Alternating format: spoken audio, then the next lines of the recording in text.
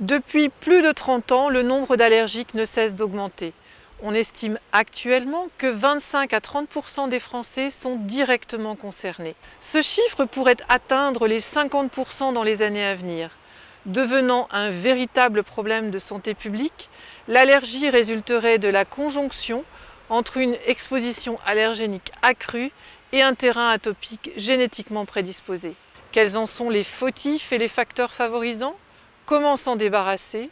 Quels sont les moyens mis à la disposition des médecins et des patients pour juguler cette progression? En images, voyons les solutions apportées par l'éducation thérapeutique du patient et la gestion de son environnement.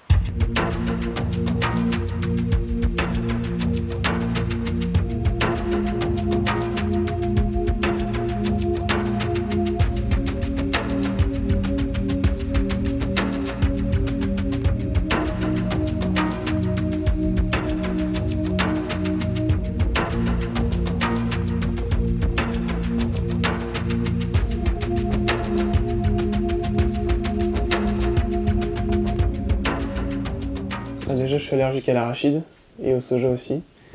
Donc voilà, ça me fait des œdèmes de Quink. Quand j'en prends, ça me gratte la gorge, ça serre à l'intérieur. Donc c'est pas très cool. Mes parents aussi sont allergiques aux poils d'animaux. Et ma petite sœur au pollen également. Et on est tous allergiques aux acariens. On sait que ceux qui sont nés après 1980, il y a un tiers de cette tranche d'âge qui est cliniquement allergique. Soit ils ont de l'asthme, de la rhinite, une conjonctivite. Donc on voit très bien que les populations allergiques, atopiques, qui ont une inflammation chronique du nez, une inflammation chronique des bronches, représentent une population à risque. Les grands visages de cette pathologie allergique, on a bien sûr la pathologie respiratoire, avec d'une part la rhinite allergique, et d'autre part l'asthme bronchique. Ensuite, nous avons des pathologies autres, comme par exemple les eczémas de contact, bijoux fantaisie par exemple. Nous avons tout ce qui est urticaire d'origine allergique. Nous avons les allergies alimentaires, 3 à 4% de la population, dont certaines sont extrêmement graves, et on peut mourir d'allergies alimentaires, en particulier chez l'enfant.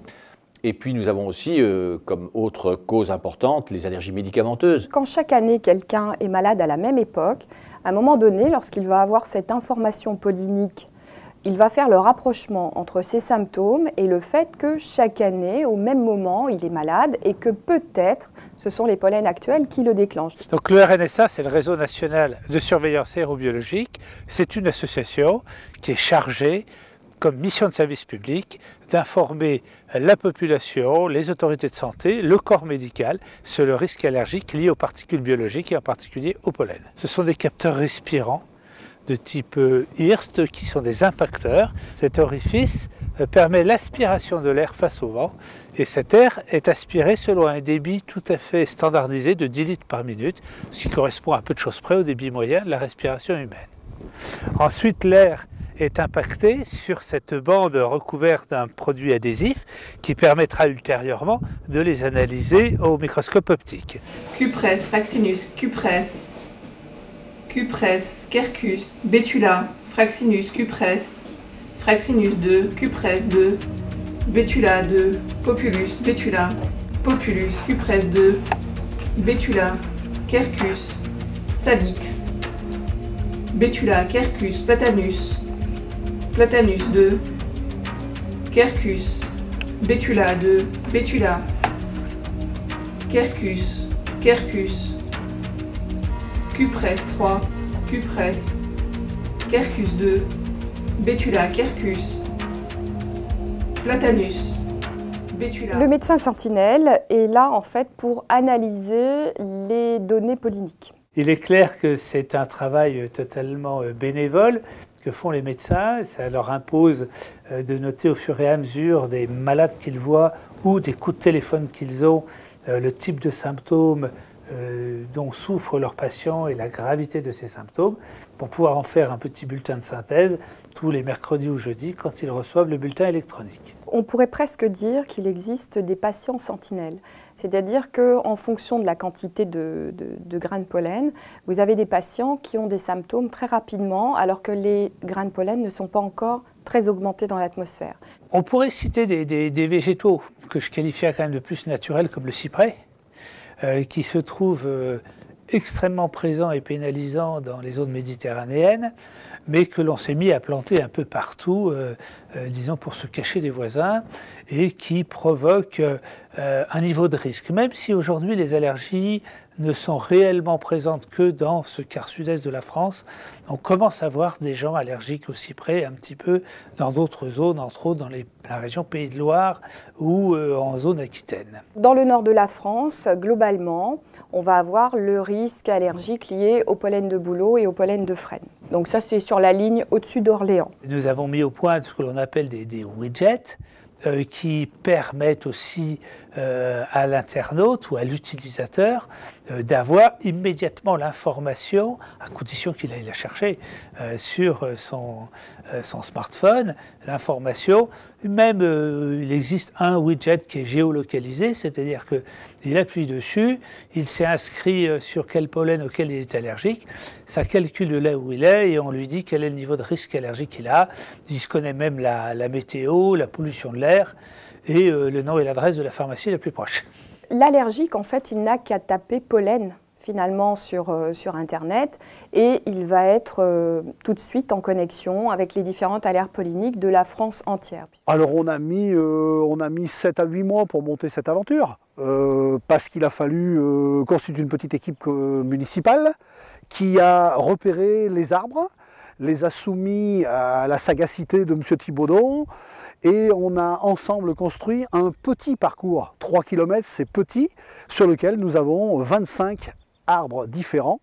Ensuite, on a un partenariat et régulièrement, on a des classes, des écoles, des collèges qui viennent avec leurs professeurs et instituteurs visiter pour découvrir les choses de notre sentier et les messages importants.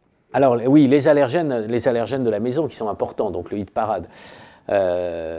Premièrement, il y a les acariens. Les acariens, c'est 80% des asthmes allergiques de l'enfant, c'est 50% des asthmes allergiques de l'adulte. Ce sont leurs déjections qui sont souvent allergisantes. Le meilleur traitement en allergie, c'est l'éviction des allergènes. Par exemple, pour les gens allergiques aux acariens, on va leur demander de ne pas mettre le nez dans le sac d'aspirateur, de ne pas aller déménager un vieux grenier où le taux d'acariens va être très élevé. Pour les acariens, on regarde toujours donc les concentrations d'allergènes dans la poussière. On pèse 100 mg de cette poussière qu'on met en extraction. Et c'est dans cet extrait-là qu'on va rechercher les allergènes d'acariens, de chats ou de chiens en fonction de la demande. Donc, pour faire le dosage, on doit faire des dilutions. Donc, on utilise la technique ELISA sandwich. On met la dilution dans notre plaque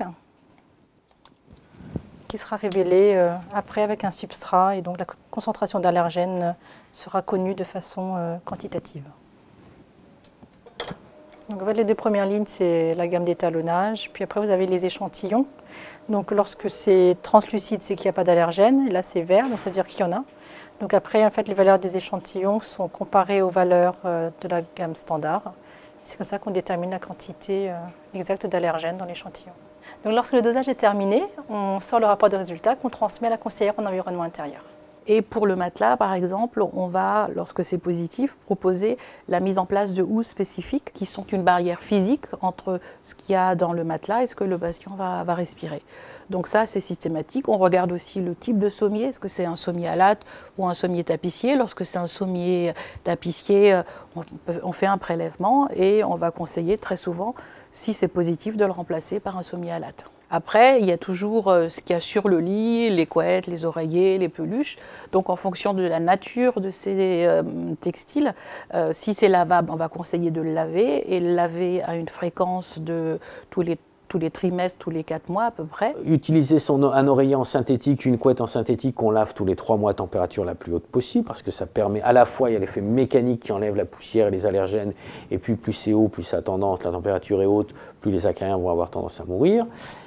Et puis voilà, vous avez une peluche que vous lavez régulièrement, à température la plus haute possible, si c'est un enfant, et vous avez une chambre anti-acarien. Pour les animaux, c'est pareil, on leur demande de ne pas que le chat ne couche pas dans la chambre, ne dorme pas avec l'enfant, mais il peut éventuellement rester dans la maison. À côté donc des allergènes des acariens, vous avez les allergènes d'animaux, le chat et le chien. Le chat, c'est 30%, le chien, c'est 10%. L'idéal, lorsqu'on est allergique à un animal, c'est de ne pas l'avoir. Alors ça, c'est vrai que ça, souvent, quand on aborde ce sujet avec le patient, c'est toujours un peu sensible parce qu'ils se sont attachés. Alors, si vous voulez à tout prix garder votre chat, et vous voulez diminuer l'exposition des allergènes, vous allez utiliser des aspirateurs munis de filtres HEPA, de purificateurs munis de filtres HEPA. Effectivement, vous allez diminuer l'exposition aérienne aux allergènes d'animaux. Donc nous, on conseille toujours l'aspirateur avec un sac, parce que ça évite, quand on vidange la cuve, le contact avec la poussière. Et donc ce filtre est un peu spécifique.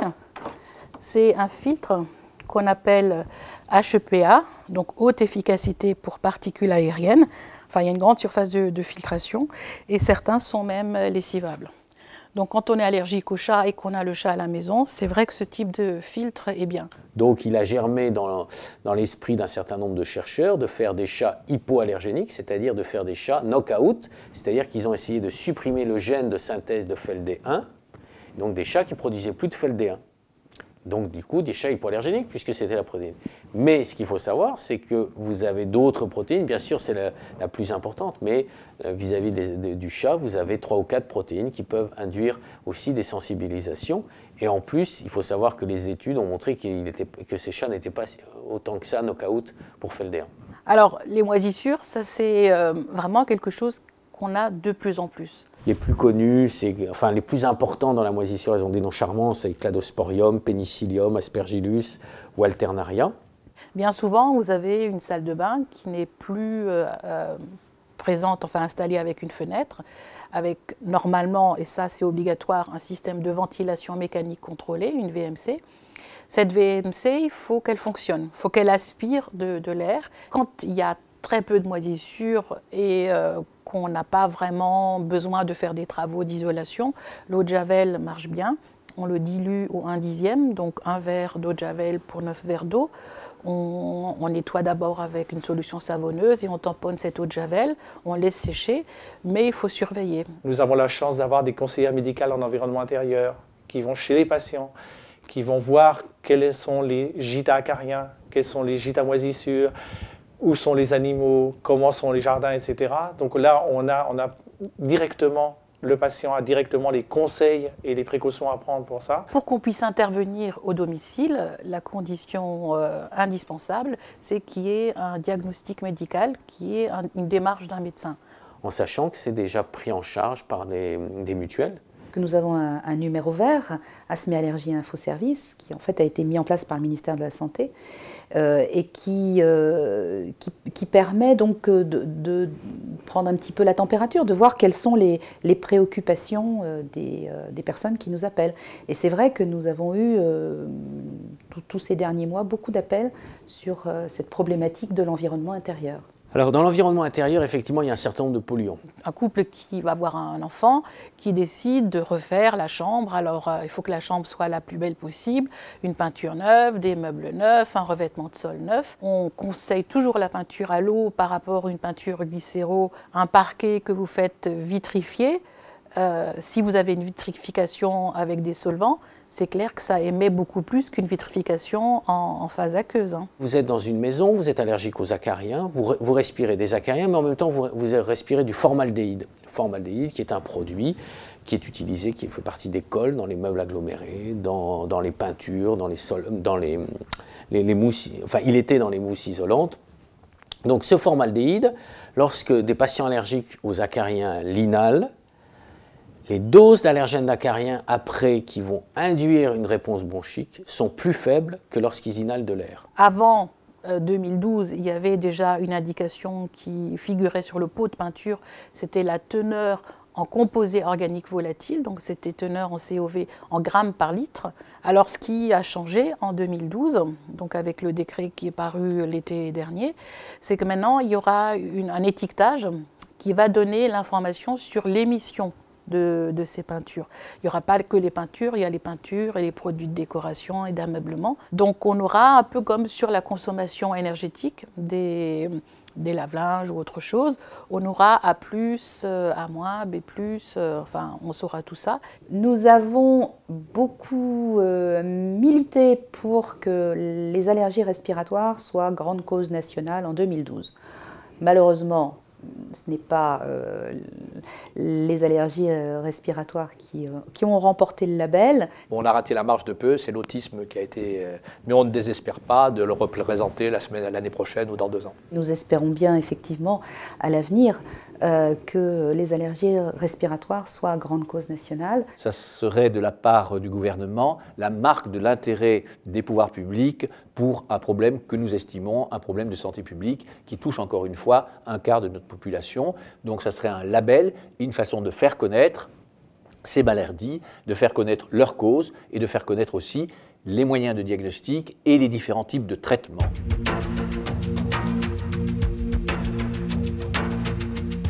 Alors l'allergie alimentaire touche entre 2,5 et 3,5% de la population adulte, 5 à 8% de la population infantile, et c'est beaucoup plus rare concernant l'allergie induite par l'effort. Il y a beaucoup d'inconnus dans la compréhension de la tolérance alimentaire. C'est le problème de l'adulte. Pourquoi un adulte à 45 ans fait une allergie alimentaire à quelque chose qu'il mangeait depuis l'enfance, à quoi il était tolérant, et pourquoi brutalement devient-il allergique? Il n'y a aucune étude, il n'y a aucune hypothèse pour le comprendre. Chez l'adulte, les allergènes les plus fréquents appartiennent au groupe des végétaux, et notamment avec l'utilisation beaucoup plus fréquente des légumineuses, donc le soja, le lupin, le sésame, qui est une autre plante. Donc ces aliments-là, qui étaient peut-être moins consommés autrefois, qu'ils le sont plus aujourd'hui, entraînent plus de symptômes. Arrivent secondairement les allergènes animaux, donc les crustacés, les poissons. Et en fait, l'anaphylaxie induite par l'effort est une forme particulière d'allergie alimentaire où l'effort est indispensable pour que l'allergie se révèle. Il faut plusieurs conditions. Il faut absorber un aliment et après réaliser un effort, et c'est seulement au cours de l'effort que les symptômes apparaissent. Ne jamais oublier la séquence, prise alimentaire, puis effort, et effort bien particulier. Prise alimentaire bien particulière également. Un sportif, généralement, on consomme beaucoup de blé, et ça se comprend. À partir du blé, on arrive à concentrer des protéines, donc dans le gluten, puis plus concentré encore que ça. Et ces protéines isolées, qu'on a appelées les isolats de blé, effectivement, sont des protéines qui ont un pouvoir allergisant plus important. Toujours des signes cutanés, d'œdème, d'urticaire, qui surviennent quelques minutes après le début de l'effort, voire 1 heure après au maximum. Et l'ensemble des auteurs s'accordent à penser, au vu des publications, qu'une période de 4 à 5 heures, durant lesquelles on ne fait pas d'effort, peut être recommandée. Si malgré ces précautions, il survenait des symptômes, dans un deuxième temps, et c'est le deuxième volet des traitements, on propose aux patients de disposer de médicaments comme des antihistaminiques, des corticoïdes et surtout de l'adrénaline, qui est la seule substance qui peut effectivement traiter le choc.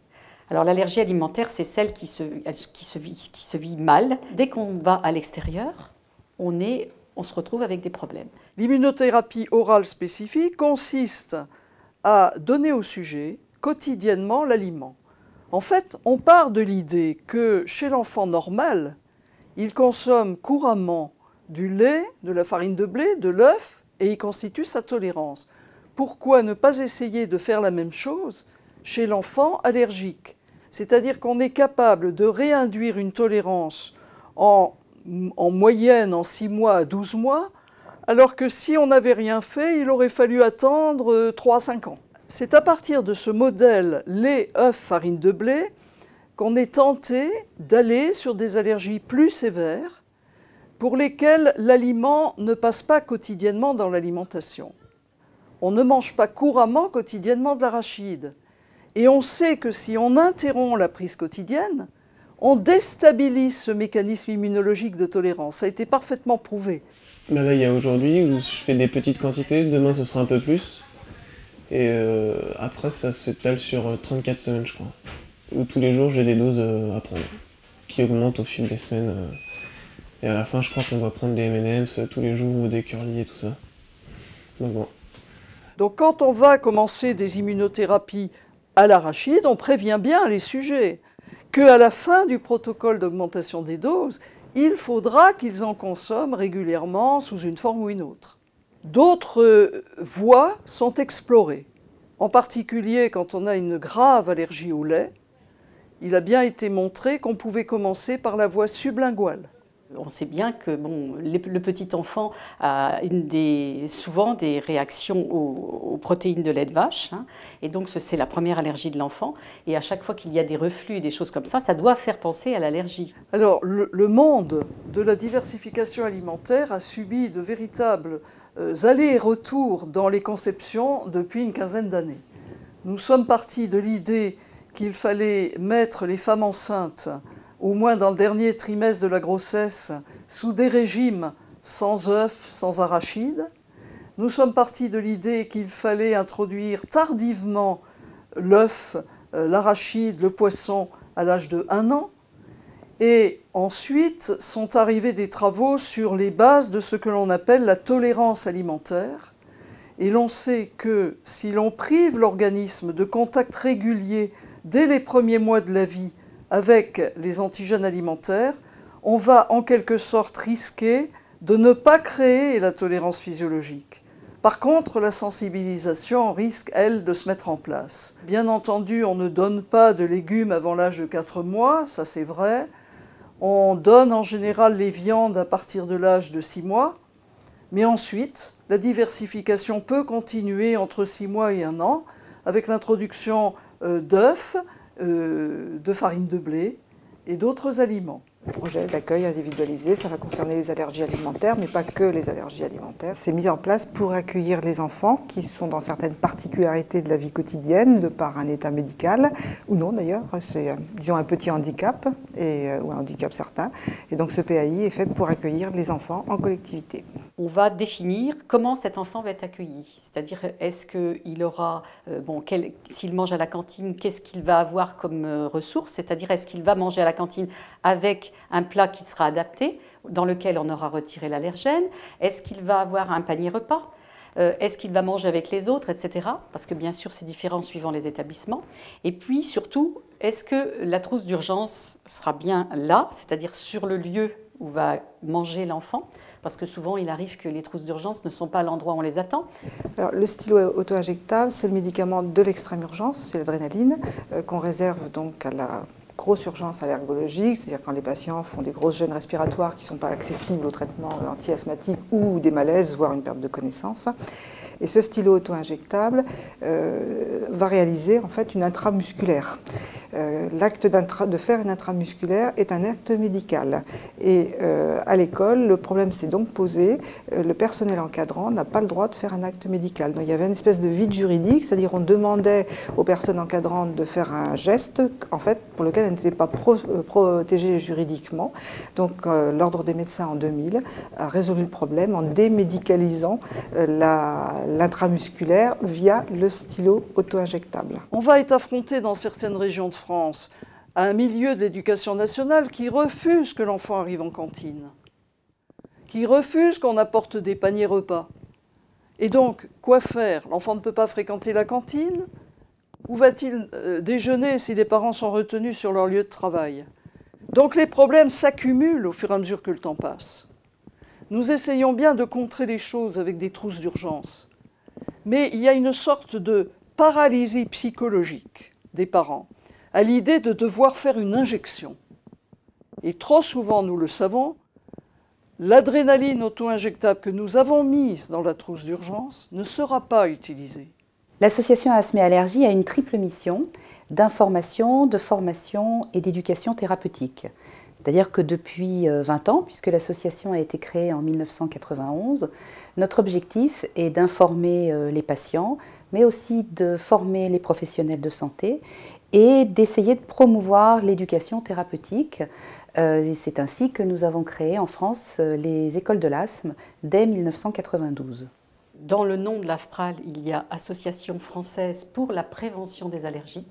Donc c'est œuvrer pour tout ce qui est prévention. Donc, dans le quotidien, pas pour supprimer les médicaments, mais pour accompagner, le malade afin qu'il l'en prenne le moins possible et qu'il aille le mieux possible. L'association est née en 1991, donc elle a eu 20 ans l'année dernière. Elle compte 1023 patients. Elle est reconnue comme association des usagers de santé et elle est membre de l'UEFA. Lorsqu'on bénéficie d'un programme d'éducation dans une école de l'asthme, tout ça on va l'apprendre, et on va l'apprendre souvent en groupe. Donc la richesse du groupe aussi est importante, parce que d'abord, on se rend compte qu'on n'est pas tout seul à parfois avoir des difficultés, et puis l'expérience des uns peut parfois profiter aux autres. Et ces groupes sont animés par des professionnels de santé, médecins, kinés, infirmières, qui sont tous formés à cette éducation thérapeutique et qui vont donc aider les patients à acquérir ces fameuses compétences. Les sessions d'éducation thérapeutique ont vu le jour, je crois, la première fois en 2002 à Nantes. Donc on reçoit, lors de ces sessions, qui sont divisées en 2 ou 3 sessions d'un après-midi, on reçoit parents et enfants. Et d'un seul coup, ne plus être seul, déjà, ça commence à rassurer. Les médecins posent des questions sur les traitements qui sont donnés à chaque enfant et pourquoi ils sont là. Donc chaque maman ou chaque parent va dire moi je suis venue parce que mon fils a fait un œdème, etc., en mangeant tel allergène. Ensuite, on évoquera les symptômes et on va demander aux parents de donner des symptômes par ordre de gravité. On va leur donner des petits papillons de couleur, en leur disant jaune, pas grave, orange, un peu plus grave, et rouge, très grave. Et on va se rendre compte que dans beaucoup de cas, les choses qui sont très physiques, c'est-à-dire un gonflement de lèvres, va paraître très grave, alors qu'en fait, il ne l'est pas. L'éducation thérapeutique, pour l'instant, elle est surtout faite pour les parents d'enfants allergiques. Mais c'est vrai qu'un adulte allergique aura peu recours à cette technique d'accompagnement particulier qui s'appelle l'éducation thérapeutique, probablement parce que la connotation éducation, si vous voulez, déjà n'est pas très favorable pour l'adulte, mais ceci dit, il aurait besoin effectivement d'informations et de prise en charge particulière pour être autonome face à ces allergies, notamment pour décrypter des étiquettes. Lorsque vous êtes obligé de passer un temps énorme à des courses, de lire les étiquettes, lorsque vous croyez avoir trouvé un produit sûr, mais que l'industriel a changé la recette, et que ce n'est pas forcément évident sur l'étiquette, ou que vous ne lisez plus l'étiquette parce que vous saviez que c'était sûr, mais vous n'avez pas fait attention, la composition a été modifiée. Vous allez avoir un risque de réaction plus ou moins sévère. Les produits qui reviennent souvent sont effectivement tout ce qui est sauce, donc la confiserie, les produits d'apéritif. Donc je donne un exemple souvent, c'est par exemple le nougat. Le nougat, c'est fait avec des amandes. Et comme l'amande, ça coûte cher, eh bien, on va mettre de la cacahuète. D'accord ? Donc la cacahuète, c'est l'arachide. Et l'arachide, c'est hyper dangereux pour un allergique. Donc il y a des progrès à faire. Mais ceci dit, cet étiquetage est extrêmement utile. Avec 14 allergènes obligatoires depuis 2006, il y a eu un très net progrès dans la prise en charge des régimes des grands allergiques. Nous luttons aussi pour faire améliorer les réglementations, les directives, etc. Et la nouvelle réglementation, la nouvelle directive du mois d'octobre 2011 vise à justement régler ce genre de problème. Le pesto se fait avec des pignons de pin. Il ne se fait pas avec des noix ou de la noix de cajou. Et donc là aussi, c'est pareil, il faudra que ce soit inscrit en clair et qu'il n'y ait pas d'indications fausses. Ce qu'on appelle des imitations chez nous, des aliments traîtres en fait.